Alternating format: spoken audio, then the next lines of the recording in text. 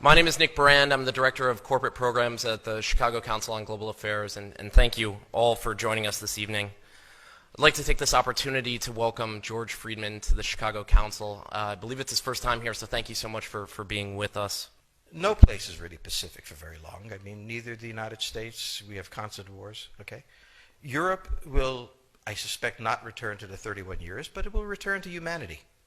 They will have their wars, they will have their peace, they will live their lives.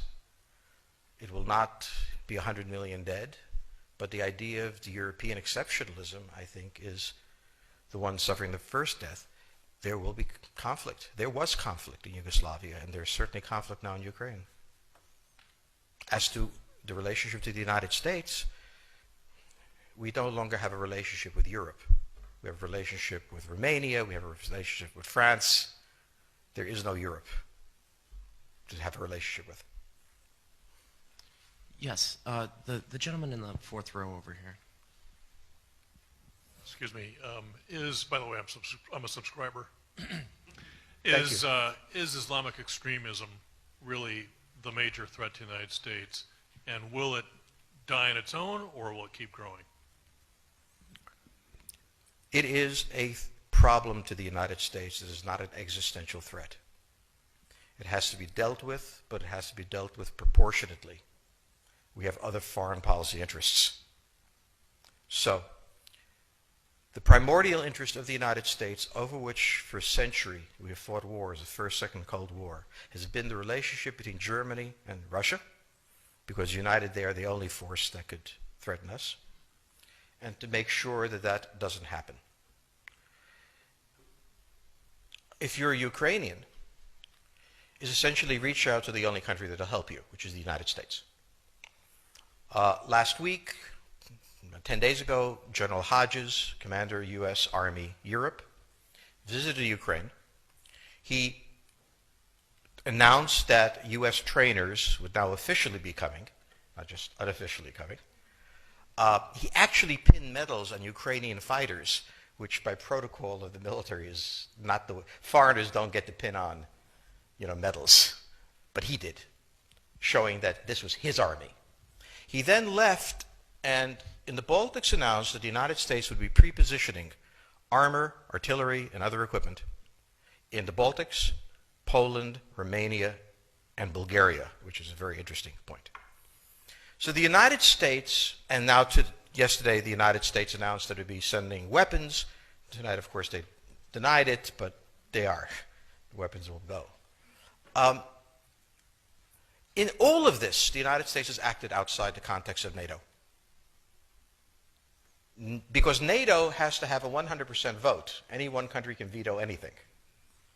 And the Turks will veto it just for giggles.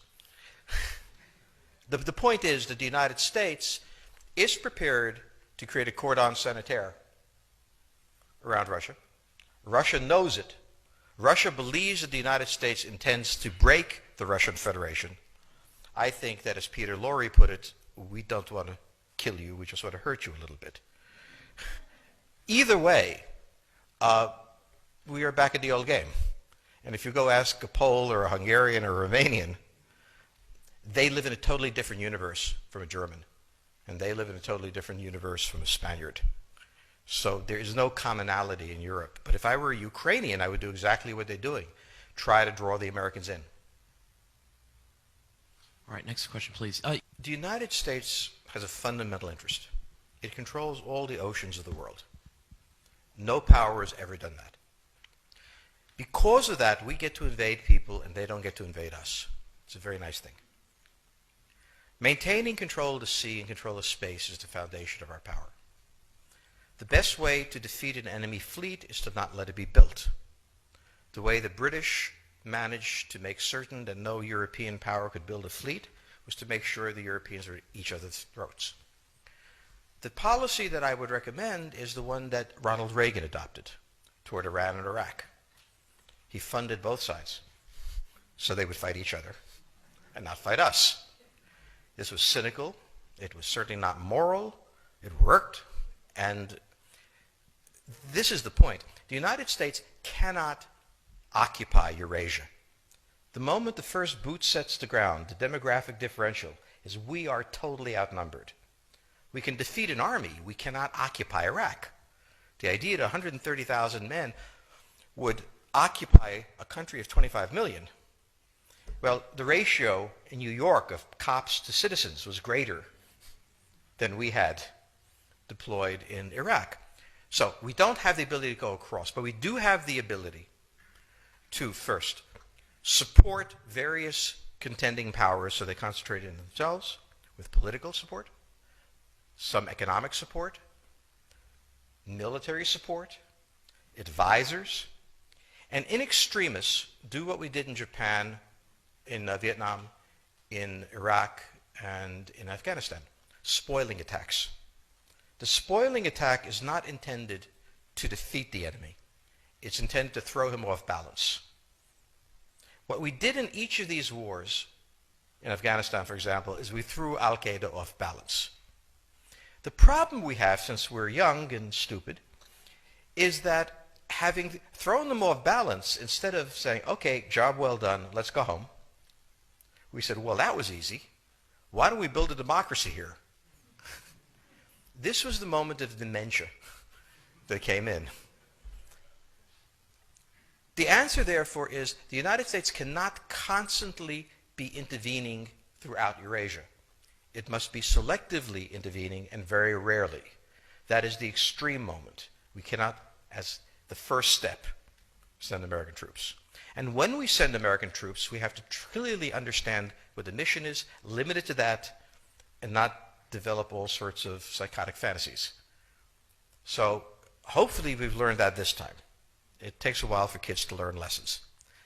But I think you're absolutely right. We cannot, as an empire, do that. Britain didn't occupy India.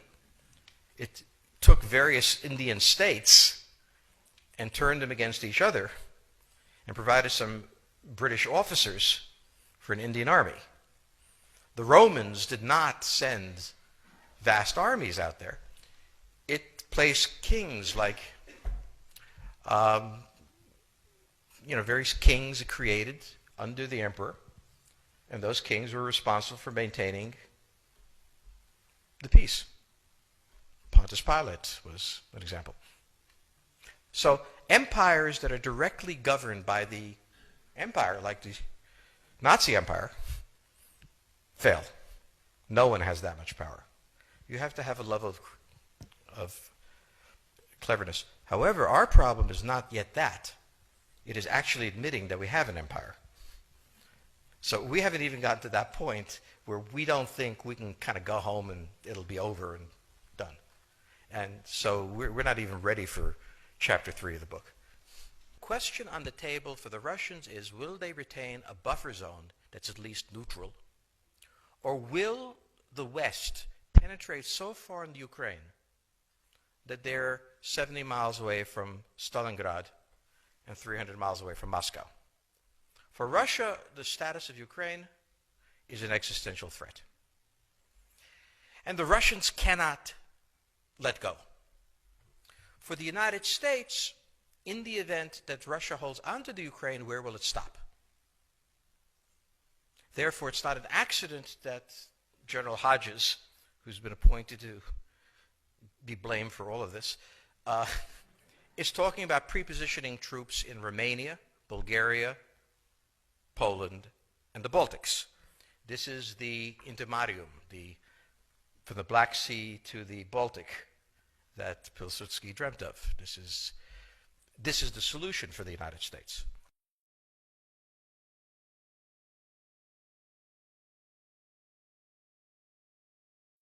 The issue to which we don't have the answer is, what will Germany do?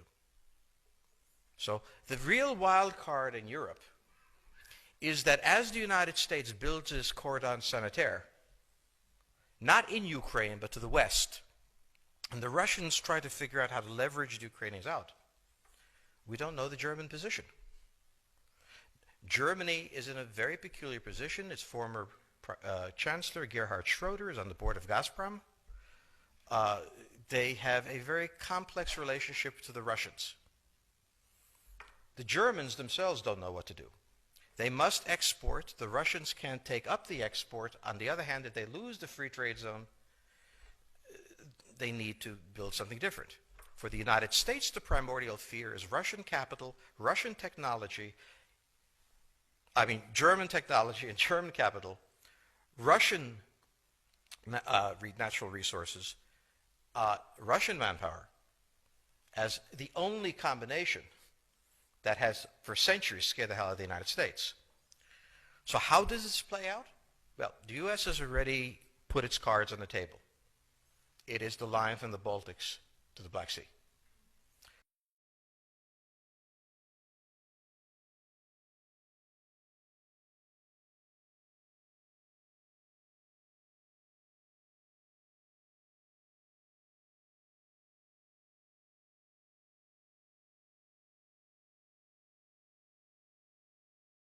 For the Russians, their cards have always been on the table.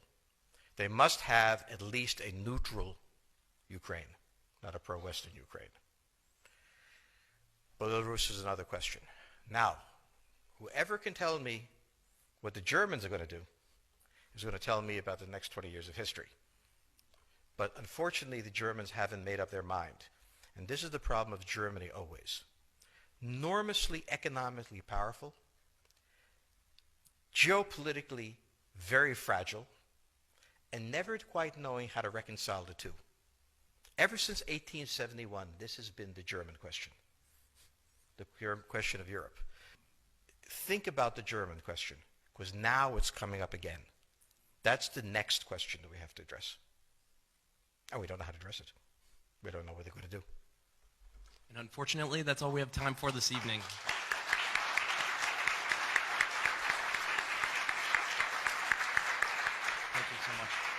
Thank you so much, George Friedman. He'll be signing copies of his book in the rear of the room. Thank you as well to the Chicago Club for co-sponsoring this evening. Good night.